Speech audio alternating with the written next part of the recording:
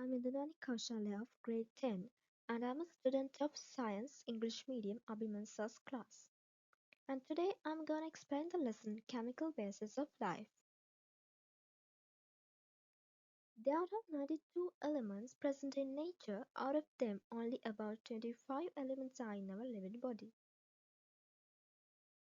The most common elements in the living body are carbon, hydrogen, oxygen and nitrogen. Other essential elements are phosphorus, calcium, sodium, potassium, magnesium, sulfur, iron, zinc, and chlorine. When we get these essential elements as percentages, the most by weight element is oxygen and it is 65%, and the most abundant element is hydrogen and it is 10%, and the main element is carbon and it is 18%. And other elements such as nitrogen, phosphorus, calcium are in trace amounts. This is a bar graph that's showing essential elements and their percentages. You can clearly see the oxygen has 65%, while carbon has 18% and hydrogen has 10%. Nitrogen, calcium, phosphorus has trace amounts. The compounds. We can divide compounds into two groups as organic compounds and inorganic compounds. Organic compounds are the compounds that contain carbon and they are also known as biomolecules. Cells contain four major types of biological molecules and they are carbohydrates, proteins, lipids and nucleic acid. So first I'm going to talk about carbohydrates.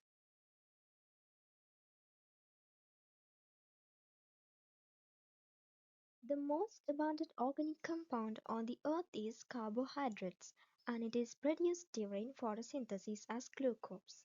And it contains CHO, which means carbon, hydrogen, and oxygen. And hydrogen and oxygen are combined into 2:1 ratio. And the common molecular formula for carbohydrates is C6 brackets of H2OY. Carbohydrates, they are monosaccharides, disaccharides, and polysaccharides. Monosaccharides is the simple sugar. And the formula of monosaccharides is C6H12 and O6. The structural unit of carbohydrates is monosaccharides, and the properties of monosaccharides are crystal shape, sweet taste, water soluble. And here you can see the monomers and their polymers. So these are monosaccharides and these are the polysaccharides by linking monosaccharides.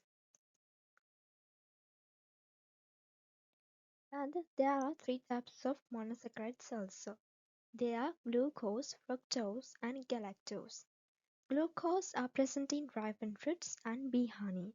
They are produced during photosynthesis of plants, and an energy is released during breakdown of glucose in cellular respiration in mitochondria.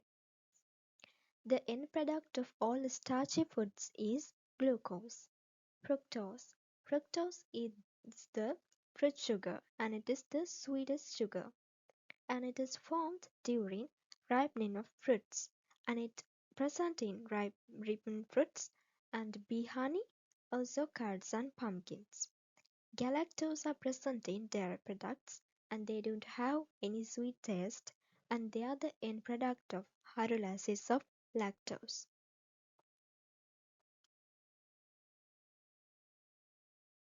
There is a test to identify glucose. We have to take a solution of glucose into a test tube and then we are adding few drops of Benedict solution into it. And then we are immersing the test tube in a water bath and we can see the color changes as blue, green, green yellow, orange and brick red precipitate. Disaccharides. Two monosaccharides join to form a disaccharides. During this process, a water molecule is also released. There are three types of disaccharides also. They are maltose, sucrose, and lactose. Maltose can be seen in germinating seeds. Union of two glucose molecules form maltose. An intermediate product of starch hydrolysis is maltose, and the common molecular formula for maltose is C12H22 and O11. Sucrose can be seen in sugarcane, beet, some fruits, and philomena sap. Union of a glucose molecule with a fructose forms sucrose, and the common molecular formula for sucrose is C12H22 and O11. There is a test to identify sucrose also. We have to take a solution of sucrose into a test tube and then we are adding Benedict solution to it. And then we are immersing the test tube in a water bath but we can't see any color change. Then we are adding some dilute sulfuric acid to freshly prepared sugar solution and heat. Then we are adding next few drops of Benedict solution to it, and then we can see a color change as blue, green, green yellow, orange and brick red precipitate. Lactose can be seen in dairy products. Union of a glucose molecule with the galactose molecules forms lactose. Lactose absent in plants and not sweet as sucrose. The common molecular formula for lactose is also C12H22 and O11. Then polysaccharides. Many monosaccharides join to form a polysaccharide. Polysaccharide is a polymer. Its monomer is monosaccharide. Properties of polysaccharides are not crystal shape, sweetless, insoluble in water. The examples for polysaccharides are cellulose, starch, and glycogen. First, we can talk about cellulose. Cellulose is the cell wall of plant cells, and the structural unit is glucose. No nutritional value and helps to avoid constipation. The common molecular formula for cellulose is C6 brackets of H2OY. Starch. This type of carbohydrate that stores in plants is starch. The structural unit is glucose, has nutritional values, helps to produce energy in the body. And the common molecular formula for starch also C6 packets of H2OY. There is a test to identify starch. We have to take a small amount of food and we have to grind well the food with water. Then we are adding a drop of iodine to that, and if it is turned into purplish blue or dark blue color, it present starch in that food. The type of carbohydrate that stores in animal body. The structural unit is glucose, has a nutritional value, helps to produce energy in the body, can be seen in animal liver, muscles, and mushroom. The common molecular formula for glycogen is also C6 brackets H2OY.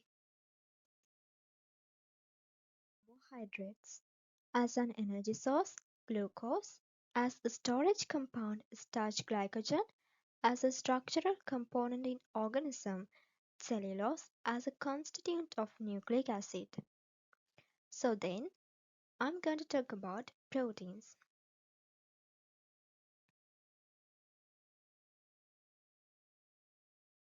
Proteins essential constituent in all living cells. Constituent elements are carbon, hydrogen, oxygen, nitrogen, and sometimes sulfur. Protein is a complex molecule made up of polymerized amino acids. Protein is a polymer. Its monomer is amino acids. Foods rich with proteins: meat, fish, egg white, cereals. This is the amino acid structure. Here you can see amino group, and this is carbon, and R group, which means hydrogen, and carboxyl group. The simplest amino acid is glycine. This is the structure of glycine. So it is amino acid, carbon, hydrogen, hydrogen, carboxyl group. Due to the change in R group, 20 different amino acids are present. We have a test to identify proteins also. It's known as a Biuret test. To do this test, we have to make a solution by grinding dal or an egg white, and then we are putting that into a test tube. Then we are adding an extra amount of sodium hydroxide and then few drops of copper sulfate. If that solution turns into purple color, we can conclude that food type is contains proteins. Significance of proteins as an energy source. When energy supply from lipids and carbohydrates is not sufficient, protein is used in energy generation. To make structural components, proteins are important components in making cell membrane. Other than that, collagen protein is a component of connective tissues in animals. Hairs and feathers also contain keratin protein. As enzymes, all the biochemical reactions take place in organisms are catalyzed by enzymes. The enzymes are proteins. As hormones, some hormones are proteins which involve in homeostasis and coordination of organisms. The antibodies that are produced in the body to protect the body against microorganisms that enter into the body are proteins. So next I'm going to talk about lipids.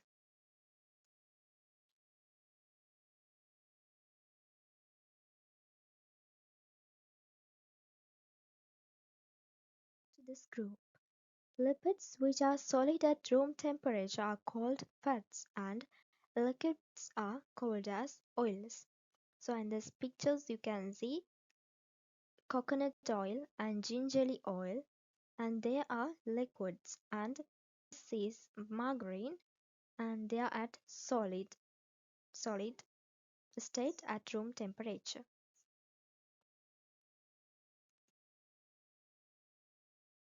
Lipids combined ratio of H and O is much higher, contain carbon, hydrogen, and oxygen, insoluble in polar solvents including water, soluble in organic solvents. Saturated fatty acids. There are two types of fatty acids. They are saturated fatty acids and unsaturated fatty acids. First, we can talk about saturated fatty acids. If the carbon atom contains the maximum number of hydrogen atoms, then they are known as saturated fatty acids. Saturated fatty acids exist in room temperature as solids or semi-solids. Unsaturated fatty acids. If the carbon atom does not contain the maximum number of hydrogen atoms, they are called unsaturated fatty acids. Unsaturated fatty acids exist in room temperature as liquids. There is a test to identify lipids also. It's known as Sudan 3 test. we need some amount of gingerly oil or coconut oil. Then we are adding that oil into a test tube and then we are putting Sudan 3 reagent to it. If that solution turns into red or appearance of red fat globules, then it confirms that that oil contains lipids. Significance of lipids. As an energy source, more energy is produced during burning of lipids. To form different structural components, lipid is one of the most important compounds in cell membrane, especially phospholipids and cholesterol. For conservation of water, cutin present on the surface of the plant body to conserve water. To maintain the body temperature of organisms, warm-blooded animals such as birds and mammals possesses a hypodermal fat layer which acts as a thermal insulator. It helps to maintain their body temperature. Internal body organs. The fat layer surrounds the organs and structures in body and absorbs external shocks to synthesize some hormones such as estrogen, testosterone, cortisol. So next I'm going to talk about nucleic acid. Nucleic acid is a linear polymer made up with nucleotides. Contain CHONP, carbon, hydrogen, oxygen, nitrogen and phosphorus. There are two types of nucleic acids as DNA and RNA, important in genetical aspect. Nucleic acid is a complex molecule made up of polymerized nucleotides. Nucleic acid is a polymer, its monomer is nucleotides. Nucleotide. Nucleotide is made up of three components: nitrogenous base, pentose sugar group, and phosphate group. And this is a picture or a diagram of nucleic acids, nucleotides. This is the phosphate group, and this is the pentose sugar group, and this is the nitrogenous base. So you can clearly see the structure of nucleotides.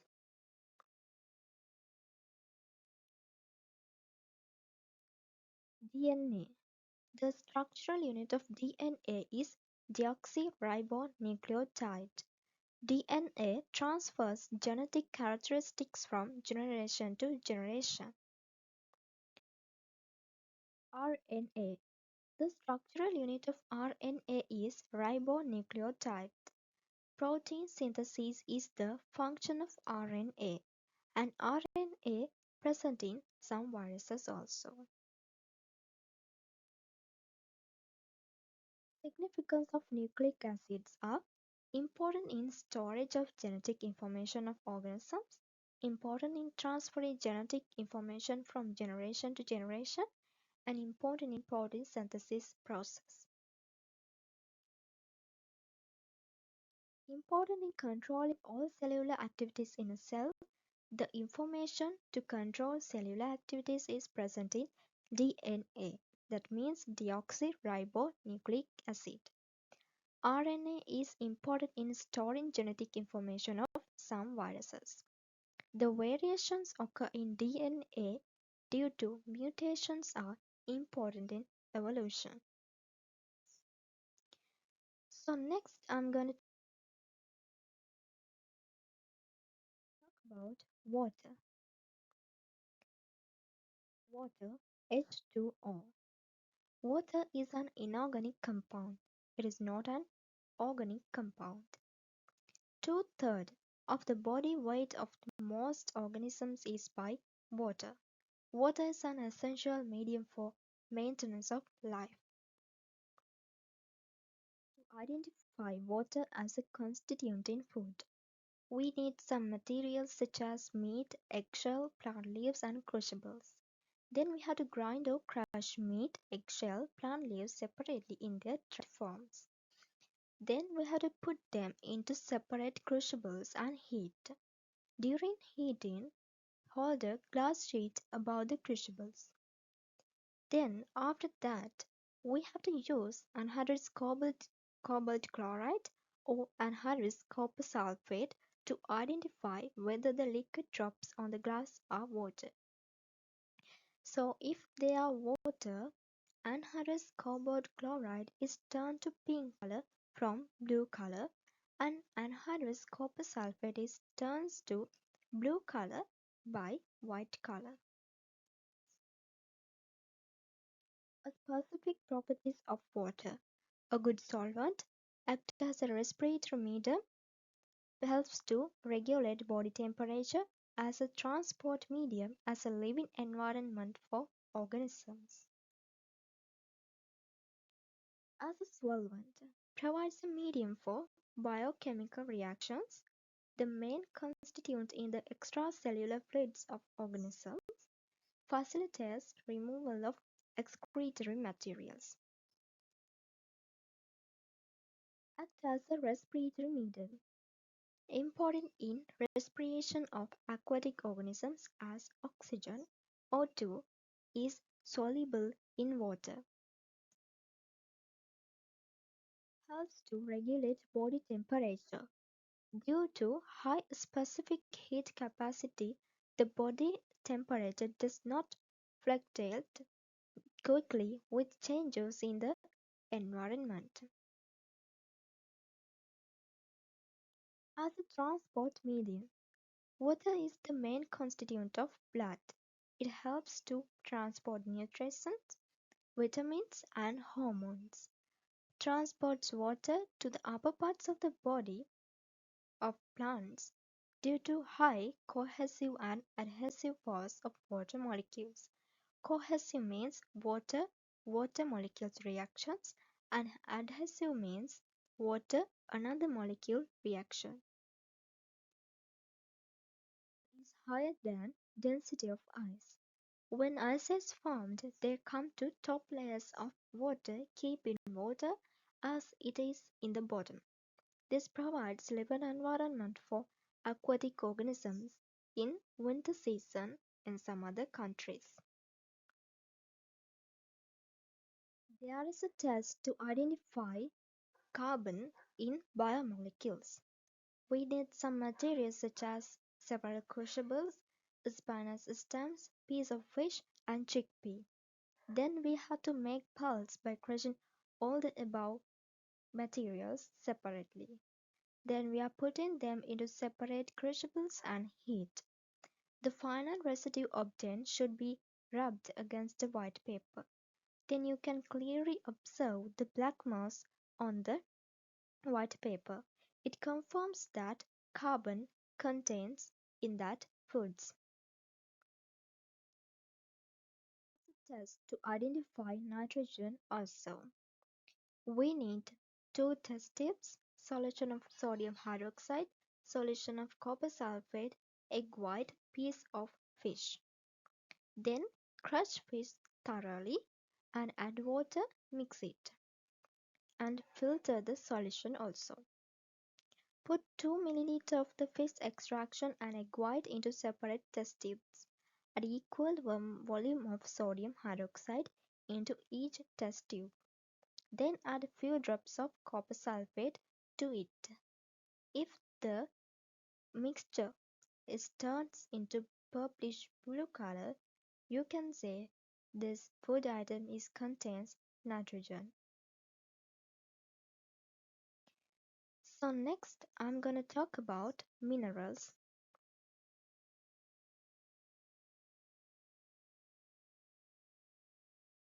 Minerals maintain the life processes of organisms.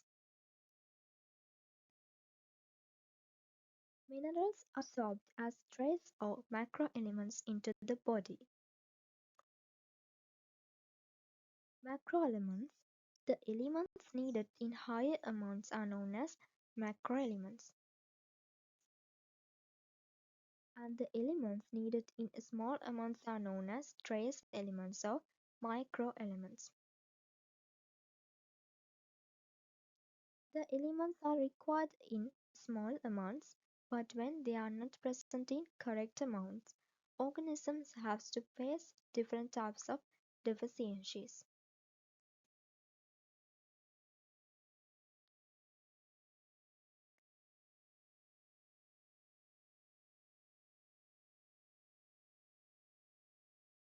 Then I'm going to talk about vitamins. First, I'm taking vitamin A as an example, and the uses of vitamin A are formation of visual pigments important in eye vision to keep skin healthy and fair. The deficiency symptoms of vitamin A are night blindness, bitter patches in the eye, dryness in the skin, blisters on knees and elbow, diseases associated with respiratory tract. Then vitamin B deficiency symptoms. Beriberi, a disease caused to vitamin B deficiency. Here you can see an image of beriberi disease. Anemia, a condition in which there is a deficiency of red blood cells or hemoglobin in the blood. The symptom is the weakness or tiredness. Vitamin C deficiency symptoms. Gum bleeding. The firm area of flesh around the roots of the teeth in the jaw are bleeding is the vitamin C deficiency symptom. The other one is scurvy, a disease caused by a deficiency of vitamin C, characteristic by swollen, bleeding gums and the opening of previously healed wounds. Rickets, a disease of children caused by vitamin D deficiency, characterized by softening and distortion of bones, typically resulting in bow legs. Here in this picture you can see bow legs. Vitamin E deficiency symptom is premature birth. The birth of a baby born before the end of the full term of gestation, especially 3 or more weeks before, is the premature birth, and it is a deficient symptom of vitamin E.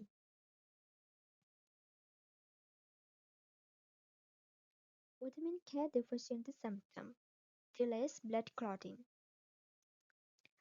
So, what's the importance of this blood clotting? It stops the bleeding by forming a scab over the wound. It also closes and protects the wound from infection and further damage. Blood clotting is the first stage of wound healing, followed by inflammation, growth and rebuilding, and a strengthening of the new tissues. This is a picture of a blood clotting in a wound. So this is the end of my lesson explanation. Thank you and have a nice day.